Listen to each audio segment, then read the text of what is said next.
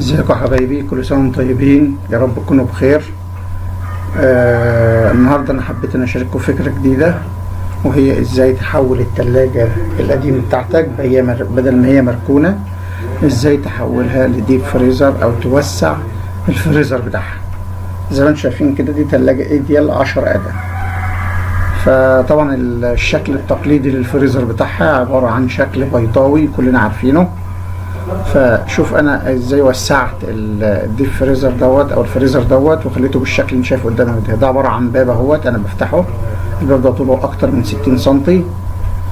زي ما انت شايف ده الشكل بتاع الفريزر الجديد اللي انا عملته، بدل ما كان شكل بيضاوي محدود ارتفاعه تقريبا حوالي 20 ل 23 سم، فانا خليته بالشكل اللي انت شايفه ده.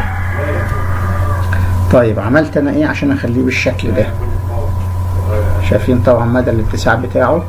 مكان الفريزر القديم باين اهوت، اللي هي اليو اللي موجود على ايدك الشمال ديت، اليو اللي نايم على جنبها دي اللي موجود على ايدك الشمال. فانا عملت ايه؟ زي ما انت شايف كده الفريزر بيبقى موصول، بيبقى عباره عن حته واحده وموصول من فوق، واخد الشكل البيضاوي ده، وموصول من فوق ب3 مسامير برشام.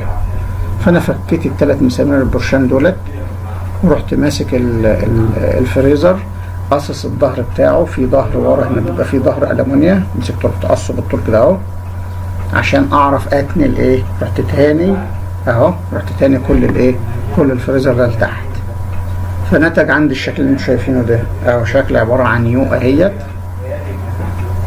كبيره، واليو التانيه اللي نايم على جنبها ديت، وبقى في عندي جيب ورا موجود هنا اهو، اقدر احط فيه الى جانب الجيب بتاع اليو دهوت، والارتفاع بتاعه طبعا كبير، والجيب بتاع اليو التانية دي اللي نايم على جنبها دي.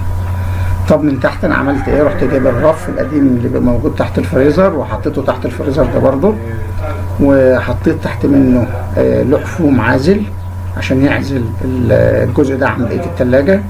وتحت الفوم العازل ده اهو رحت حاطط برضه رف من رفوف التلاجة القديمة، رفوف الحديد، رف حديد ورف بلاستيك، زيادة في التدعيم والعزل. وطبعا مساحة التجميد زادت زي ما انتم شايفين، بقت كبيرة، بقت أكتر من 60 سم. بالنسبة لطرف الفريزر من المدى اللي أنا قطعته، رحت جايب حتة خشبة حطيتها في جنب التلاجة كده ومثبتها، ورحت جاي مثبت مخرم في قلب طرف الديب فريزر، رحت الفريزر، ورحت جاي مثبته بالمسامير في قلب الخشب. فاصبح الحجم بالطريقه اللي انتم شايفينها ديت حجم كبير. ورحت اعمل له باب خشب زي ما انتم شايفين كده بمفصلتين 2، وعملت له ايد وروقته كده اهي، دلعتها على الاخر اهيت.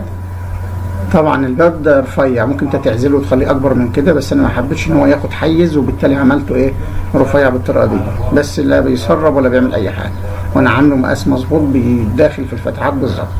ومثبته مفصلتين اهمت، مفصلتين صغيرين خالص، كل واحده ب3 مسامير صغيرين كده. وبقى الشكل زي ما انتم شايفين كده. اتمنى تكون الفكره عجبتكم.